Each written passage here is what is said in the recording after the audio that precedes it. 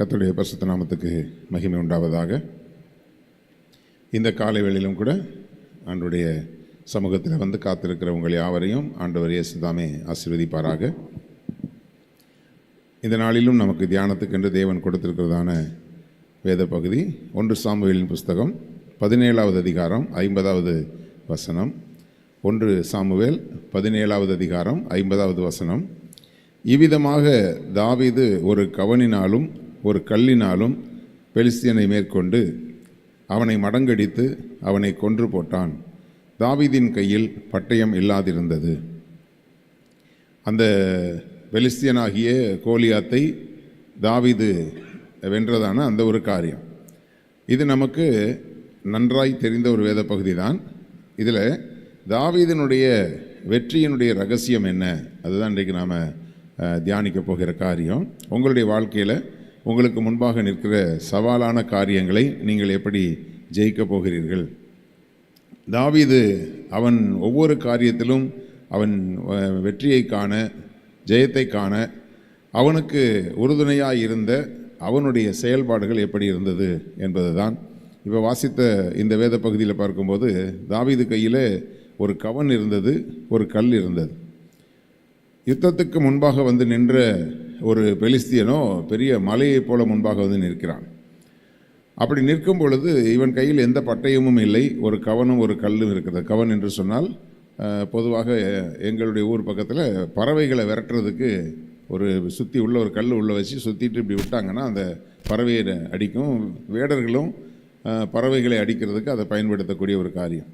அதே போல் விளைச்சல் நிலங்களில் ஏதாவது ஆடு மாடு இறங்கிடுச்சுனாலும் அதை அடித்து துரத்துறதுக்கு அந்த கவனில் வந்து கல்லை நடுவில் வச்சுட்டு சுற்றிட்டு அதில் ஒரு கயிறு அப்படி விடுவாங்க. விட்ட உடனே அதில் போய் அடித்து அதை துரத்தும்.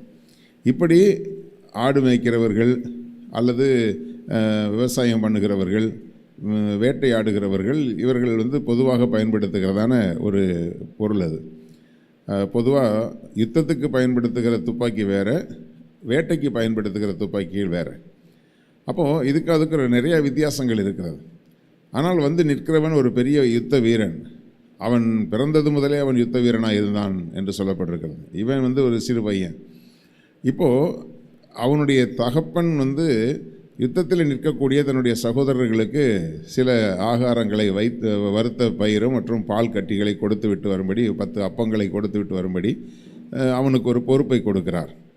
தகப்பன் கொடுத்த அந்த பொறுப்பை அவன் செய்கிறதற்கு அவன் அங்கே யுத்த களத்துக்கு அவன் போகிறான். யுத்த களத்துக்கு போகும் பொழுது அங்கே நடந்த சம்பவங்களை தான் நாம் பார்க்க போகிறோம். இங்கே 17:19 பார்த்தீங்கன்னா, 1 சாமுவேல் 17:19 பார்த்தீங்கன்னா, அப்பொழுது சவுலும் அவர்களும் இஸ்ரவேலர் எல்லோரும் ஏலா பள்ளத்தாக்கிலே பெலிஸ்தியரோடு யுத்தம் பண்ணி கொண்டிருந்தார்கள்.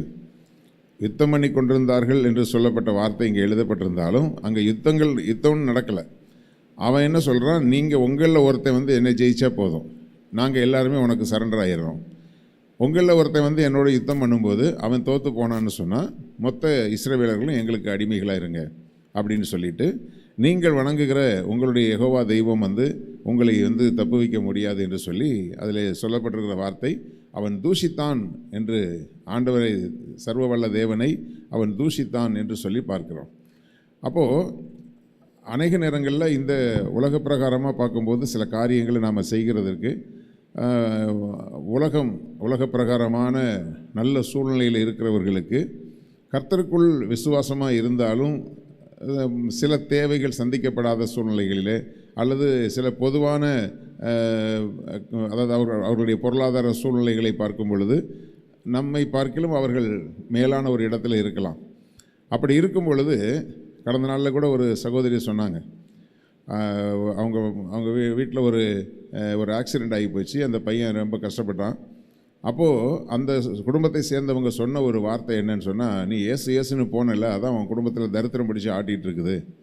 ஏற்கனவே ஒரு பையன் இறந்து போனான், அதே மாதிரி இந்த பையனும் இறந்து போவான் அப்படின்னு சொல்லிட்டு, சொந்த ஒரு அண்ணன் தான், ஆனால் அந்த குடும்பத்தில் ஏற்கனவே துக்கமாக இருக்கும்போதும் அவங்க துக்கப்படுத்துகிறாங்க. காரணம் இவர்கள் கிறிஸ்தவர்கள் என்பதனாலே. இதுவே வந்து ஆண்டவரை அறியாத ஒரு குடும்பத்தில் அல்லது இந்து குடும்பத்தில் ஒரு ஆக்சிடெண்ட் ஆகி யாராவது இப்படி சொல்லுவாங்களா, உன் குடும்பத்தை தரித்திரம் பிடிச்சி ஆட்டுது, இன்னும் இருக்கிற பையனும் செத்து போவான் அப்படின்னு சொன்னால் விட்டு வைப்பாங்களா? ஆனால் கிறிஸ்தவர்கள் என்பதால் அவர்கள் பதில் பேச மாட்டார்கள், அவர்கள் அடிக்க மாட்டாங்க அப்படின்னு சொல்லிட்டு தைரியமாக இன்றைக்கி உலகம் நம்மை அசட்டை பண்ணுகிறது, அலட்சியம் பண்ணுகிறது. அப்போது அப்படிப்பட்ட அந்த சூழ்நிலையிலே பெலிஸ்தர் அந்த பெலிஸ்தியன் இஸ்ரவேலரை நிந்தித்து கொண்டிருக்கிறான், இஸ்ரவேலின் தேவனை நிந்தித்து கொண்டிருக்கிறான். இப்போ தாவீது போய் அதை ஜெயித்தான் என்று சொல்லி பார்க்கும்போது முதல்ல நம்ம வாசித்தோம், தாவீது ஒரு கல்லினாலும் பெலிஸ்தீனை மேற்கொண்டு அவனை மடங்கடித்து அவனை கொன்று போட்டான் என்று சொல்லி பார்க்கிறோம்.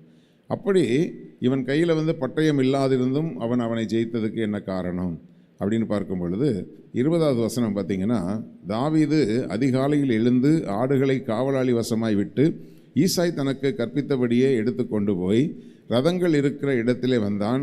சேனைகள் அணிவகுத்து நின்று யுத்தத்துக்கென்று ஆர்ப்பரித்தார்கள். இப்போது தாவீதுக்கு தகப்பன் ஒரு பொறுப்பை கொடுத்தார். தகப்பன் கொடுத்த பொறுப்பை இவன் ஏற்கனவே தன் தகப்பனுடைய ஆடுகளை மேய்த்து கொண்டிருக்கிறவன். அவனுக்கு ஒரு பொறுப்பு இருக்குது. காலையில் எழுந்திரிச்ச உடனே தன் தகப்பனுடைய ஆடுகளை கொண்டு போய் மேய்க்க வேண்டியது அவனுடைய கடமை. அப்படி இருக்கும் பொழுது தகப்பன் இன்னொரு பொறுப்பை கொடுக்கிறார், அல்லது இன்னொரு வேலையை அல்லது ஒரு ஊழியத்தை கொடுக்கிறார். கொடுக்கும் பொழுது இந்த தாவீதுக்கு எப்பொழுதுமே ஒரு பழக்கம் உண்டு. அதிகாலை என்கிற ஒரு வார்த்தையை அவனுடைய சங்கீதங்களில் அதிகமாக அவன் யூஸ் பண்ணுவான். காலை தோறும் என்கிற வார்த்தையை அவன் பயன்படுத்துகிறவன். காலையில் எழுந்து ஒரு பழக்கம் உள்ளவன் அவன். அநேக பேருக்கு காலையில் 8 மணிக்கு முன்னாடி எழுந்திரிச்சு பழக்கமே கிடையாது. அப்படி காலையில் எழுந்திரிச்சு பழகாதவர்களுக்கு நான் சொல்கிறேன், உங்களுடைய குடும்பத்துக்கும் உங்களுடைய எதிர்காலத்துக்கும் பாதுகாப்பு இல்லை என்பதை நான் ஒரு எச்சரிப்பாகவே உங்களுக்கு சொல்கிறேன். அதிகாலையில் எழுந்து காலையில் ஆண்டவருடைய சமூகத்தில் நம்மை ஒப்படைத்து நம்ம தேவ சமூகத்தில் நம்மை அர்ப்பணித்து வாழ்கிற ஒரு வாழ்க்கை மிக மிக முக்கியமான ஒரு காரியம். ஏதோ சில நாட்களில் கொஞ்சம் டயர்டாக இருக்குது, அது வேற கதை. ஆனால் எப்பொழுதுமே காலையில் எழுந்திருக்கிற அனுபவமே இல்லாதவர்களுக்கு நான் ஏற்கனவே சில ஊழியர்களுக்கு கூட சொல்லியிருக்கிறேன், காலை ஜெபம் சபையில் வைங்க, காலை ஜெபம் உங்களுடைய குடும்பத்துக்கு ரொம்ப பாதுகாப்பான ஒரு காரியம் என்றெல்லாம் நான் சொல்லுகிறது உண்டு. அநேகர் அதை அசட்டை பண்ணுவார்கள், சிலர் அதை ஏற்றுக்கொள்கிறார்கள். தேவ பிள்ளைகளை நானும் உங்களுக்கு சொல்கிறேன், காலையில் எப்போவுமே எழுந்திரிச்சு பழகாதவங்க ஞாயிற்றுக்கிழமை ஆராதனைக்கு ஏன் லேட்டாக வர்றாங்கன்னா அது காரணம் என்ன? டெய்லி அவங்க லேட்டாக தூங்கி பழக்கம், லேட்டாக எழுந்திரிச்சு பழக்கம். அப்போ காலையிலே தேவ சமூகத்தில் ஒரு ஆராதனைக்கு எப்போவுமே அரை மணி நேரம், 1 மணி நேரம், 1.5 மணி நேரம் வெக்கமே இல்லாமல் ஆராதனைக்குள்ளே நுழையிறவங்களாம் இருக்கிறாங்க. கர்த்தருடைய பிள்ளைகளை, இப்படிப்பட்ட ஒழுங்கினத்துக்கு காரணம் எப்போவுமே தனிப்பட்ட வாழ்க்கையில் நமக்குன்னு ஒரு டிசிப்ளின் இருக்கணும். அந்த டிசிப்ளின் இல்லாதவங்க காலையில் எழுந்திரிக்க மாட்டாங்க. இப்போ தகப்பன் இவனுக்கு ஒரு கடமையை கொடுத்தான். கடமையை கொடுத்த உடனே நான் ஒரு 8 மணிக்கு மேலே எழுந்திரிச்சு போகிறேன் அப்படின்னு சொல்லலாம். ஏன்னா அவன் காலையில் டிஃபன் கொடுத்து விடலை. அவன் கொடுத்து விடுறது வறுத்த பயிறு, ஒரு 10 அப்பம், கொஞ்சம் பால் கட்டிகளை கொடுத்துருக்குறான். இது ஒரு ஸ்நாக்ஸ் ஐட்டம் தான். ஸ்நாக்ஸ் ஐட்டத்தை எப்போ வேணாலும் கொண்டு போகலாம். ஆனால் தகப்பனுடைய கற்பனையை நிறைவேற்றுகிறதற்கு அவன் எப்பொழுதுமே அதிகாலையில் எழுந்து, அந்த வார்த்தை சொல்லப்பட்டிருக்கிறது, ஆடுகளை காவலாளி வசமாய் விட்டு. அப்போது அவனுக்கு அந்த பொறுப்பு இருக்குது. எனக்கு அப்பா இன்னொரு வேலையை கொடுத்துட்டார், அப்பா நீங்கள் ஆட்டை பார்த்துக்கோங்க, நீங்கள் எனக்கு இந்த வேலையை கொடுத்தீங்கன்னா நான் அந்த வேலையை செய்ய மாட்டேன் அப்படிங்கிறது இல்லை. அவனுக்கென்று தேவன் கொடுத்திருக்கிற அல்லது தகப்பன் கொடுத்திருக்கிற ஒரு மந்தை, அந்த மந்தையை அதிகாலையிலே காவலாளி வசமாய் அவன் விட்டு என்று சொல்லும் பொழுது, இதில் நாம் கற்றுக்கொள்கிற ஒரு ஆவிக்குரிய காரியம் என்று சொன்னால், கர்த்தருடைய பிள்ளைகளே, உங்களுக்கென்று கர்த்தர் கொடுத்திருக்கிற ஒரு குடும்பம், உங்களுடைய மந்தை என்பது உங்களுடைய ஃபேமிலி, உங்களுடைய குடும்பம். உங்கள் குடும்பத்தில் இருக்கக்கூடிய ஆடுகள், கணவன், மனைவி, பிள்ளைகள், அந்த குடும்பத்தில் இருக்கக்கூடிய ஒவ்வொரு அங்கத்தினர்களும் உங்களுடைய மந்தையில் இருக்கக்கூடிய ஆடுகள். அவர்களை ஒவ்வொரு நாளும் அதிகாலையில் எழுந்து காவலாளி, நம்மை காவல் காக்கிறதான ஆண்டவர் வசமாய் நம்முடைய குடும்பத்தை ஒப்படைத்து தான் அடுத்த வேலைக்கு நம்ம கடந்து போகணும். சில பேருக்கு சில பொறுப்பில்லாத ஆண்கள் காலையில் எழுந்திரிச்சு குடும்பத்தை பற்றிலாம் அவங்களுக்கு கவலையே கிடையாது. தனக்கு ஒரு வேலை இருக்குது, அந்த வேலைக்கு போவாங்க, வருவாங்க, வந்தாங்கன்னா படுப்பாங்க, டிவியை பார்ப்பாங்க, படுத்து தூங்குவாங்க. வீட்டில் பிள்ளை என்ன செஞ்சிச்சு, பொண்டாட்டி என்ன பண்ணால், பொண்டாட்டிக்கு என்ன பிரச்சனை இருக்குது, அல்லது பிள்ளைகளுக்கு என்ன பிரச்சனை இருக்குது, அதை பற்றிலாம் கவலையே கிடையாது. அவங்களுடைய ஒரே நோக்கம் அவங்களுடைய வேலையை மட்டும் செஞ்சுட்டு போகணும். ஆனால் தாவீதினுடைய வெற்றியுடைய ரகசியமே என்ன அப்படின்னா, அவனுக்கு கொடுக்கப்பட்டிருக்கிற அந்த ரெஸ்பான்சிபிலிட்டி, அந்த பொறுப்புகளில் அவன் உண்மையுள்ளவனாக இருந்தான். என்னதான் இப்போ அப்பா எனக்கு இப்போ ஒரு வேலையை கொடுத்துருக்கிறார், இப்போ எனக்கு ஒரு ஊழியத்தை கொடுத்துருக்கிறார். சில பேர் ஊழியம்னு போனோன்னா குடும்பத்தை அப்படியே விட்டுட்டு போகிறவங்கெல்லாம் இருக்கிறாங்க. கர்த்தர் அப்படி சொல்லவே இல்லை. தேவன் நமக்கு கொடுத்துருக்கிற பொறுப்பு, நமக்கு கொடுத்துருக்கிற ஒரு சிறு மந்தை, நமக்கு கொடுத்துருக்கிற அந்த ஃபேமிலி, அதுக்கு செய்ய வேண்டிய கடமைகளையும் செய்யணும். ஆண்டவர் தான் சொன்னார், ஊழியக்காரங்களுக்கே ஆண்டவர் சொன்னார், அதாவது குடும்பத்தை நன்றாய் நடத்த அறியாதவன் தேவனுடைய சபையை எப்படி விசாரிப்பான் என்று சொல்லுகிறார். கர்த்தருடைய பிள்ளைகள், நீங்கள் உலக பிரகாரமாக ஒரு வேலையில் இருந்தாலும் சரி, அல்லது ஊழியத்தில் இருந்தாலும் சரி, முதல்ல உங்களுடைய குடும்பத்துக்கு செய்ய வேண்டிய கடமைகளை நீங்கள் சரியாக செய்யணும். பிள்ளைகளுக்கு செய்ய வேண்டிய கடமைகளை சரியாக செய்யணும். ஒவ்வொரு நாளும் அதிகாலையில் எழுந்து நமக்கு காவலாளியாக இருக்கக்கூடிய நம்முடைய தேவாதி தேவன், நம்முடைய மந்தையை காக்கிறவர், நம்முடைய ஜீவனை காக்கிறவர், அவரிடத்திலே நம்மை ஒப்புவித்து, நம்மை ஒப்படைத்து, காவலாளி வசமாய் அந்த ஆடுகளை விட்டு, பொதுவாக நம்ம பிள்ளைங்களுக்கு ஒரு வேலையை சொல்லிட்டோம்னா அந்த வேலைக்கு அது போனாங்கன்னா அதுக்கு முன்னாடி அவங்க ரெகுலராக செய்கிற வேலையை விட்டுருவாங்க. விட்டுட்டு அதுக்கப்புறம் ஏன்டா அதை பண்ணலைன்னு கேட்டால், எனக்கு இந்த வேலையை கொடுத்தா அந்த வேலையை எப்படி பண்ணுறது அப்படிங்கிறது கிடையாது.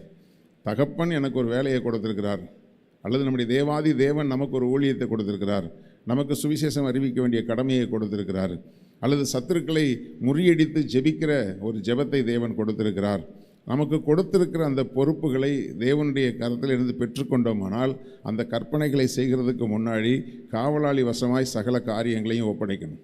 கணவனை ஒப்படைக்கணும், மனைவியை ஒப்படைக்கணும், ஆண்டவருடைய சமூகத்தில் எல்லா பிள்ளைகளை ஒப்பு கொடுத்து, நம்ம காலை ஜெபத்தில் ஒவ்வொரு நாளும் நம்முடைய குடும்பத்தை ஒப்படைத்து தான் நம்ம ஜெபம் பண்ணுறோம். ஒவ்வொரு நாளும் நீங்கள் சில பேர் யோசிக்கலாம், பாஸ்டர்ஸ் அதே ஜெபத்தை தானே டெய்லி செய்கிறாரு அப்படின்னு சொன்னால், இது அதிகாலை ஜெபம், இது தேசத்துக்காக ஜெபிக்கிற ஜெபம் என்பது அதனுடைய முக்கியத்துவம் இங்கே இல்லை. இந்த அதிகாலை ஜெபத்தில் நாம் ஜெபிக்கிறது நம்முடைய குடும்பத்தை, நம்முடைய வேலையை, நம்முடைய பிள்ளைகளை, பிள்ளைகளுடைய எதிர்காலத்தை ஆண்டவருடைய வசத்தில் ஒப்படைத்து, காவலாளி வசமாய் ஒப்படைத்து, அப்படி ஜெபிக்கிற ஒரு ஜெபம் தான் இந்த அதிகாலை ஜெபம். அப்போ தாவீது அந்த காரியத்தை அவன் செய்கிறான். இதனுடைய மேன்மை தெரியாமல் தான் சில பேர் காலை ஜெபத்துக்கு வர்றது கிடையாது. காலை ஜெபத்துக்குள்ளே அவங்க சில பேர் நுழையிறதே கிடையாது. இன்னும் சொல்லப்போனால், அதாவது விருந்து ஆயத்தம் பண்ணி வச்சுருக்கும்போது அழைக்கப்பட்டவர்கள் விருந்துக்கு வரலையாம். ஆனால் ரோட்டில் போகிறவங்க வரவங்கெல்லாம் வழிபோக்கரெல்லாம் கூப்பிடுன்னு சொன்னார். அதே போல் தான் இன்றைக்கி சபையில் ஜெபம் வச்சாலும் அநேகர் வெளியே உள்ளவங்க ஆன்லைனில் பார்க்குறாங்க. எங்கேயாவது நான் வெளியூருக்கு போகும்போது கூட, பாஸ்டர் உங்களுடைய செய்தி நாங்கள் கேட்குறோம் பாஸ்டர், நாங்கள் டெய்லி உங்களுடைய சேனல் ஃபாலோ பண்ணி உங்களுடைய ஆராதனையை கேட்குறோம் பாஸ்டர்னு சொல்கிறாங்க. ஆனால் ராஜ்யத்தின் புத்திரரோ புறம்பான இருளிலே தள்ளப்படுவார்கள்னு சொன்னது போல் சபையின் மக்களோ இப்படிப்பட்ட ஜெபங்களில் கலந்து கொள்கிறது இல்லை. நம்ம சபையில் ஒரு ஜெபம் நடக்குது, அந்த ஜெபத்தில் நம்ம கலந்து கொள்ளணுங்கிற அந்த முக்கியத்துவத்தை சபை மக்கள் அதுக்கு கொடுக்கறது கிடையாது. மொத்தத்துக்கு அவனவனுடைய கிரியைக்கு தக்க பலனை தான் கர்த்தர் வைத்திருக்கிறார். அப்போது ஆடுகளை காவலாளி வசமாய் விட்டு ஈசாய் தனக்கு கற்பித்தபடியே எடுத்து கொண்டு போய், அப்படின்னா ஈசாய் அவனுடைய தகப்பன் அவனுக்கு ஒரு கடமையை கொடுத்திருக்கிறார், ஒரு பொறுப்பை கொடுத்திருக்கிறார். அதை அவனுடைய ஏற்கனவே செய்து கொண்டிருந்த வேலையையும் நம்ம போயிட்டு திரும்பி வருகிற வரைக்கும், இப்போ நானே இப்போ சபையிலிருந்து நான் வேற ஒரு ஊழியத்துக்கு நான் போகிறேன் என்று சொன்னால், இந்த சபைக்கு யார் பொறுப்பான நபர்களோ அவர்களிடத்தில் சபையை நான் ஒப்படைத்து விட்டு தான் போவேன். நீங்கள் யாராவது எதையா பார்த்துக்கங்கன்னு சொல்லி போக முடியாது. அப்போது ஏன்னா திரும்பி வரும் பொழுது அந்த மந்தை பத்திரமாக இருக்கணும். அப்போ அதற்குரிய காரியத்தை நம்ம செய்ய வேண்டியது கடமையாக இருக்கிறது. கர்த்தருடைய பிள்ளைகளே, வேலைக்கு போகிற நீங்கள் ஒவ்வொரு நாளும் உங்களுடைய குடும்பத்தை ஆண்டவருடைய கரத்தில் ஒப்படைத்து ஜெபம் பண்ணுங்க. அடுத்து தேவன் உங்களுக்கென்று கொடுத்திருக்கிற கடமைகளை நீங்கள் நேர்த்தியாக நிறைவேற்றணும். அது வேலையாக இருக்கலாம், ஊழியமாக இருக்கலாம். வேலை செய்கிற இடத்துல உங்களுடைய பொறுப்பு என்னங்கிறத நீங்கள் சரியாக அறிந்து, பொதுவாக ஆவிக்குரிய ஜீவியத்தில் சில பேர் நல்லா ஜெபத்துக்கு வருவாங்க, எல்லாம் ஆவிக்குரிய காரியத்தில் கரெக்டாக இருப்பாங்க. உலக பிரகாரமான வேலையில் சோம்பேறியாக இருப்பாங்க. உலக பிரகாரமான வேலையில் அங்கே அதை செய்ய வேண்டிய கடமையை ஒழுங்காக செய்ய மாட்டாங்க. சில பேர் சொல்லுகிறது உண்டு, சில கிறிஸ்தவங்களை வேலைக்கு வச்சோன்னா ஒரு மாதிரி எதையோ பறி கொடுத்த மாதிரி இருக்கிறாங்க, ஒரு ஆக்டிவாக இருக்க மாட்டேங்கிறாங்க, மற்றவங்ககிட்ட மிங்கிள் ஆக மாட்டேங்கிறாங்க. அப்படியா நமக்கு ஆண்டவர் சொல்லியிருக்கிறாரு. எல்லாரையும் நேசித்து எல்லாரோடையும் நம்ம பழகணும். அவங்களுடைய வழிபாட்டு முறைகளில் வேணால் நீங்கள் தனியாக ஒதுங்கியிருக்கணுமே தவிர, மற்றபடி அவங்களோட அன்பாகிய பழகுகிற காரியங்களில் அது கண்டிப்பாக நம்ம செய்யணும். செய்ய வேண்டிய கடமைகளை பொறுப்பாக இருந்து செய்யணும். வேலைகளில் உத்தமமாக இருக்கணும். தன் தகப்பனாகிய ஈசாய் தனக்கு கற்பித்தபடியே ஆண்டவர் நமக்கு என்ன கற்பித்திருக்கிறாரோ, திருச்சபை நமக்கு என்ன போதித்திருக்கிறதோ அந்த காரியங்களை ஒவ்வொரு நாளும் குடும்பத்தை ஒப்படைச்சிங்களா, அதுக்கு பிறகு நீங்கள் உங்களுடைய வேலை ஸ்தலத்தில் கூட கர்த்தர் உங்களுக்கு கற்பித்திருக்கிற கற்பனைகளை மீறி ஒரு காரியத்தை நீங்கள் செய்யக்கூடாது.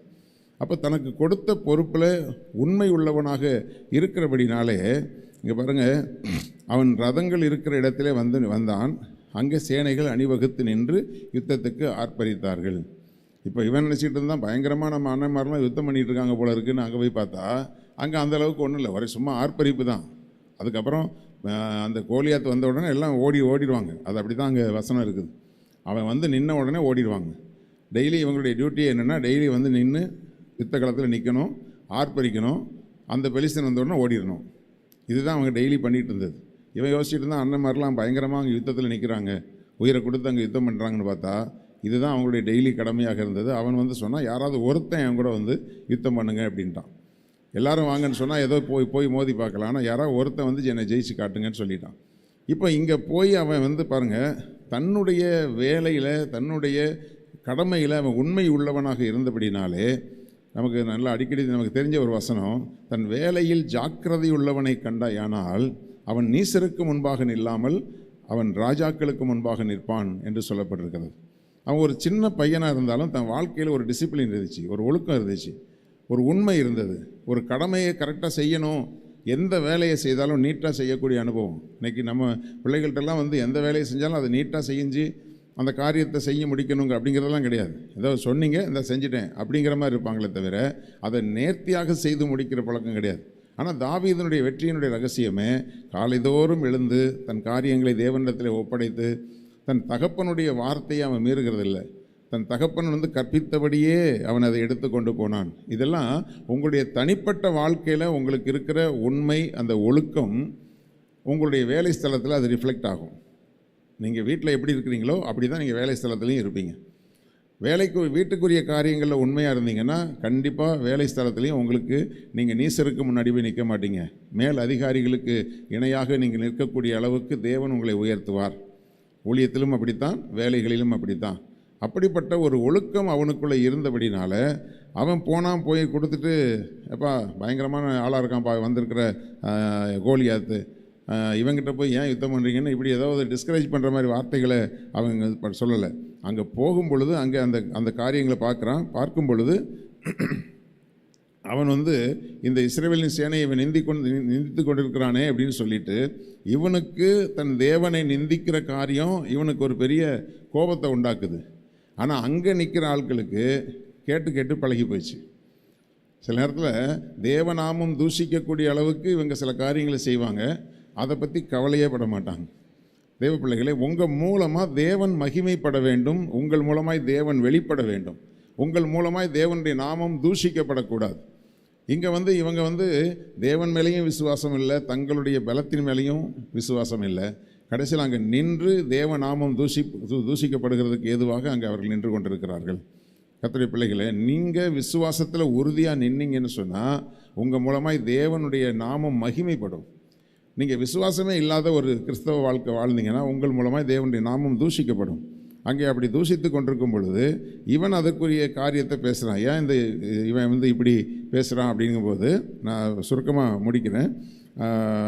17-18 பார்த்திங்கன்னா, அந்த மனுஷரோடே அவன் பேசி கொண்டிருக்கிறதை அவன் மூத்த சகோதரனாகிய எலியா கேட்டபோது அவன் தாவீதின் மேல் கோபம் கொண்டு, நீ இங்கே வந்தது என்ன?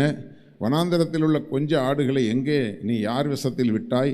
யுத்தத்தை பார்க்க அல்லவாய் வந்தாய் அப்படின்னு சொல்லிட்டு ஒரு தம்பியை குறித்து ஒரு அலட்சியமான ஒரு காரியத்தை அவன் சொல்கிறான். ஏன்னா கீழே சொல்கிறான், உன் துணிகரத்தையும் உன் இருதயத்தின் அகங்காரத்தையும் நான் அறிவேன். கர்த்தருடைய பிள்ளைகளை, அநேக நேரங்களில் நம்ம ஒன்றுமே இல்லை, கையில் பட்டயமும் இல்லை, ஈட்டியும் இல்லை, ஆனாலும் நம்ம விசுவாசம் பேசும்போது அநேகருக்கு அது வந்து ஒரு நக்கலாக தெரியும். அப்படி என்னுடைய சில சொந்தக்காரங்க கூட அதை நிந்தித்ததை நான் பார்த்துருக்குறேன். ஒன்றுமே இல்லை, ஆனால் கர்த்தர் எனக்காக ஒரு காரியத்தை செய்வார் அப்படின்னு நம்ம சொல்லும்போது நம்முடைய விசுவாசம் அவங்க பார்வைக்கு துணிகரமும் இருதயத்தின் அகங்காரமுமாய் தெரியும். அதே போல் தான் இங்கே பார்க்குறாங்க. நீ உனக்கு கொடுத்த வேலையை, ஆடு மேய்க்கிற வேலையை பார்க்குறத விட்டுட்டு எதுக்கு நீ யுத்தத்துக்கு வந்த? உண்மையை சொல்லப்போனால் பின்னாடி நடந்த சம்பவத்தை பார்த்தா இவங்க அண்ணன் எலியாப் தான் முறைப்படி ஆடு மேய்க்கிறதுக்கு லாய்க்கான ஆள். யுத்தத்துக்கு லாய்க்கான ஆள் யாருன்னா தாவீது தான். அநேக நேரங்களில் கொடுக்கப்பட்டிருக்கிற பொறுப்புகளை அவங்க நேர்த்தியாக செய்யாமல் இருப்பாங்க. அதை ஏன் நீ நேர்த்தியாக செய்யலைன்னு கேள்வி கேட்டால் உனக்கு என்ன தெரியும் எங்கே கஷ்டம் அப்படின்னு சொல்லி செய்கிறவனையும் செய்ய விடாமல் தடுக்கக்கூடியவர்கள் இந்த உலகத்தில் இருப்பாங்க. கர்த்தருடைய பிள்ளைகளை, யாரோ உங்களை டிஸ்கரேஜ் பண்ணுறாங்கங்கிறதுக்காக உங்களுக்குள்ள தேவன் கொடுத்த விசுவாசத்தை நீங்கள் இழந்து போகக்கூடாது. பார்க்குறதுக்கு ஒரு வேளை ஒன்றுமே இல்லாதது போல் தெரியலாம், ஆனால் கர்த்தர் உங்களுக்குள்ளே கொடுத்திருக்கிறதான அந்த விசுவாசம், கர்த்தர் எனக்கான காரியத்தை அவர் செய்து முடிப்பார், கர்த்தரை கொண்டு நான் எந்த காரியத்தையும் செய்ய எனக்கு பலன் உண்டு என்று நீங்கள் விசுவாசித்து அந்த விசுவாசத்தில் உறுதியாக நிற்கும் பொழுது கர்த்தர் உங்களுக்கு ஜெயத்தை கொடுக்க வல்லவராக இருக்கிறார். அதற்கு தாவீது இப்பொழுது செய்தது என்ன? நான் வந்ததற்கு முகாந்திரம் இல்லையா என்று சொல்லி, அப்படின்னா தேவன் என்னை நடத்துகிற எல்லா பாதைகளிலும் அதில் ஒரு முகாந்திரம் இருக்கும் என்பதை, அப்படின்னா அவன் ஷார்ப்பாக இருக்கிறான். தேவன் என்னை நடத்துகிற எல்லா பாதைகளிலும். தம்பி ஜெபிக்கும்போது கூட சொன்னார், ஆண்டவரே கொடுத்த ஆசீர்வாதங்களுக்காக ஸ்தோத்திரம், கொடுக்காமல் இருக்கிற நன்மைகளுக்காகவும் ஸ்தோத்திரம். அப்படியானால் தேவன் என்னை இப்படி ஒரு பாதையில் நடத்துகிறார் என்றால் அந்த பாதையிலும் தேவனுடைய முகாந்திரம் ஒன்று இருக்கும், என்னை குறித்த தேவனுடைய திட்டம் ஒன்று இருக்கும் என்கிற அந்த நம்பிக்கை தான் அவனுக்கு ஜெயத்தை கொடுத்தது என்று சொல்லி பார்க்கிறோம். பின்னாடி வரக்கூடிய காரியங்களை பார்க்கும்போது தாவீது சொல்லுகிற காரியம், நீ பட்டயத்தோடும் ஈட்டியோடும் கேடகத்தோடும் என்னிடத்தில் வருகிறாய், நானோ நீ நிந்தித்த இஸ்ரவேலருடைய இராணுவங்களின் தேவனாகிய சேனைகளுடைய கர்த்தரின் நாமத்தினாலே உன்னிடத்தில் வருகிறேன் என்று சொல்கிறான். கர்த்தருடைய பிள்ளைகளை, எது உங்ககிட்ட இருக்குதோ இல்லையோ, ஈட்டி இருக்குதோ பட்டயம் இருக்குதோ இல்லையோ, கர்த்தருடைய நாமம் உங்களை விட்டு விலகாமல் இருக்குதா? உங்கள் மேல் ஆண்டவருடைய நாமம் தரிக்கப்பட்டிருக்கிறதா? இந்த உலகத்திலேயே பெரிய ஒரு வெப்பன் என்ன அப்படின்னு சொன்னால், பெரிய ஆயுதம் என்ன அப்படின்னு சொன்னால், உங்கள் மேல் இருக்கிற தேவனுடைய நாமம்.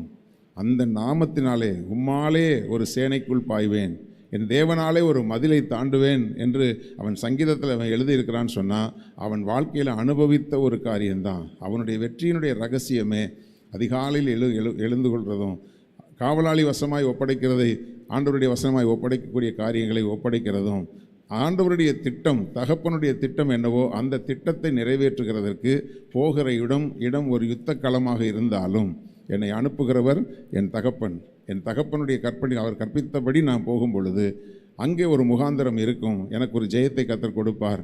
யாராலையும் ஜெயிக்க முடியாத காரியத்தெல்லாம் ஜெயிக்கிறதுக்கு, யாருமே செய்ய முடியாத ஊழியத்தையெல்லாம் செய்கிறதற்கு, யாராலையும் சாதிக்க முடியாத காரியத்தெல்லாம் சாதிப்பதற்கு தேவன் அந்த இடத்துல என்னை பயன்படுத்துவார் என்பதை நீங்கள் விசுவாசிங்க. அது தாவீதினுடைய வெற்றியினுடைய ரகசியமே அதுதான். ஒன்றுமே இல்லை, ஈட்டியும் இல்லை பட்டயமும் இல்லை. நம்ம முதல்ல வாசித்த வசனத்தை சொல்லப்பட்டிருக்கிறது, தாவீதின் கையில் பட்டயம் இல்லாதிருந்தது. வந்தது யுத்தத்துக்கு, பட்டயமும் கிடையாது ஈட்டியும் கிடையாது. அதனால் அவன் என்ன செஞ்சான்? அவனை ஜெயித்தான் என்று சொல்லி பார்க்கிறோம். அவன் சொல்லுகிற ஒரு காரியம், நான் ஏன் ஜெயிப்பேன் என்று சொன்னால், இன்றைய தினம் கர்த்தர் உன்னை என் கையில் ஒப்பு கொடுப்பார், நான் உன்னை கொன்று உன் தலையை உன்னை விட்டு வாங்கி பெலிஸ்தருடைய பாளையத்தில் பிணங்களை இன்றைய தினம் ஆகாயத்து பறவைகளுக்கும் பூமியின் காட்டு மிருகங்களுக்கும் கொடுப்பேன் அப்படின்னு சொல்லிட்டு, அந்த ஜெயம் நான் இவ்வளோ தூரம் நான் யுத்தம் பண்ணுறேன்னா நான் எவ்வளோ பெரிய ஆளுன்னு காட்டுறதுக்கு இல்லை, அதனால் இஸ்ரவேலிலே தேவன் ஒருவர் உண்டு என்று உலகத்தார் எல்லோரும் அறிந்து கொள்வார்கள். அப்போ அவனுடைய நோக்கம் நான் யாருன்னு காட்டுறதில்லை, என் தேவன் யாருன்னு காட்டுறது. அப்போ உங்களுடைய விசுவாசம், உங்களுடைய நடவடிக்கைகள், உங்களுடைய நோக்கங்கள், உங்களுடைய சிந்தனைகளில் என்ன இருக்கணும்னா, என் மூலமாக தேவன் வெளிப்பட வேண்டும், தேவன் மகிமைப்பட வேண்டும், என்னுடைய வார்த்தைகளிலே தேவன் வெளிப்பட வேண்டும், என்னுடைய வாழ்க்கையின் மூலமாக தேவன் வெளிப்பட வேண்டும், அவரை நான் மகிமைப்படுத்துவேன் என்கிற அந்த சிந்தை அவனுக்குள்ளே இருந்ததுனால தான் கர்த்தர் அவனை கொண்டு ஒரு பெரிய ரட்சிப்பை செய்தார். கர்த்தர் 47வது வசனம் பாருங்கள், கர்த்தர் பட்டயத்தினாலும் ஈட்டியினாலும் ரட்சிக்கிறவர் அல்ல என்று இந்த ஜனமெல்லாம் அறிந்து கொள்ளும், யுத்தம் கர்த்தருடையது, அவர் உங்களை எங்கள் கையிலே ஒப்பு கொடுப்பார். எவ்வளோ பெரிய மலை போல ஒரு காரியம் இருந்தாலும் கர்த்தர் அந்த காரியத்தை நம்முடைய கரத்தில் ஒப்பு கொடுப்பார் என்கிற அந்த விசுவாசம் தாவீதுக்கு ஜெயத்தை கொண்டு வந்தது. தேவனுடைய பிள்ளைகளை, இதில் நாம் கற்றுக்கொள்ளுகிற இந்த காரியத்தை நம்முடைய வாழ்க்கையிலே அபியாசப்படுத்துவோம். இந்த செய்தி எடுத்து 2 வாரத்துக்கு மேலே ஆயிடுச்சு. ஆனால் கர்த்தர் இன்றைக்கு உங்களுக்கு கொடுக்கணும்னு கர்த்தர் திட்டம் கொண்டிருக்கிறார். அப்படியானால் என்ன அர்த்தம்னு சொன்னால், ஏதோ சில காரியங்களில் நீங்கள் திகைச்சு போய் நிற்கிறீங்க, இது எப்படி ஆகும் என்று ஒரு மரியாதை போல நீங்கள் கலங்கி இருக்கலாம். தேவனுடைய பிள்ளைகளை, உங்களுக்காக ஆண்டவர், நீங்கள் தேவனுக்கு கொடுக்கிற முக்கியத்துவத்தை வைத்து கர்த்தர் உங்களுக்காக யுத்தம் பண்ணுகிறதை நீங்கள் பார்ப்பீர்கள். நீங்கள் அறியாததும் எட்டாததுமான காரியத்தை நீங்கள் பெற்றுக்கொள்ள தேவன் உங்களை பயன்படுத்துவார், ஆசீர்வதிப்பார். கண்களை மூடி நாம் ஜெபிக்கலாம். ஸ்தோத்திரம் பிதாவே, எங்கள் நல்ல தகப்பனே, உமக்கு கோடானு கோடி ஸ்தோத்திரங்களை ஏறெடுக்கிறோம். பரிசுத்த ஆவியானவரே, அப்பா உம்மை நாங்கள் ஸ்தோத்தரிக்கிறோம். இந்த நாளிலும் இந்த வார்த்தைகளை எங்களுக்கு நீர் ஆண்டவரை வாக்குத்தத்தமாய் நீர் கொடுத்திருக்கிறீர்.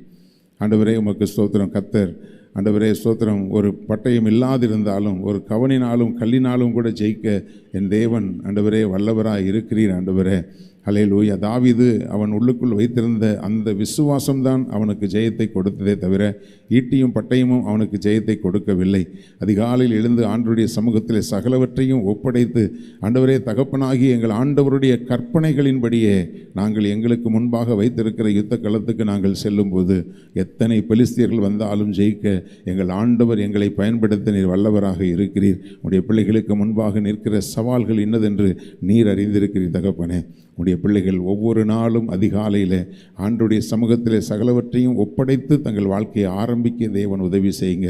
இன்னும் அநேகம் வெற்றிகளை உடைய பிள்ளைகள் காண தேவன் அனுக்கிரகம் பண்ணுவீராக. ஆசீர்வதியும். இந்த வார்த்தையை கேட்ட ஒவ்வொருவருக்கும் இதை பிரயோஜனப்படுத்தி தாரும். இந்த காலை வேளையிலும் கூட ஆண்டவரை உம்மை நோக்கி பார்த்து கொண்டிருக்கிற உடைய பிள்ளைகள் ஒவ்வொருவருடைய தனிப்பட்ட வாழ்க்கை, ஆவிக்குரிய வாழ்க்கை, ஆண்டவருடைய குடும்ப வாழ்க்கை எல்லாவற்றிலும் உடைய ஆசீர்வாதங்களை கட்டளையிடுவீராக. பொறுப்பெடுத்துக் கொள்ளும். போக்கிலும் வரத்திலும் பாதுகாத்துக் கொள்ளும். துதியும் கனமும் மகிமை உமக்கே செலுத்துகிறோம். இயேசு கிறிஸ்துவின் இன்ப நாமத்தில் ஜெபிக்கிறோம் ஜீவனுள்ள எங்கள் நல்ல பிதாவே. என் ஆத்துமாவே கர்த்தரை ஸ்தோத்திரி, என் முழுமே அவருடைய பரிசுத்த நாமத்தை ஸ்தோத்திரி. என் ஆத்துமாவே கர்த்தரை ஸ்தோத்திரி, கர்த்தர் செய்த சகல உபகாரங்களை மறவாதே. ஆமேன், ஆமேன். ஆண்டவர்களை ஆசீர்வதிப்பார்.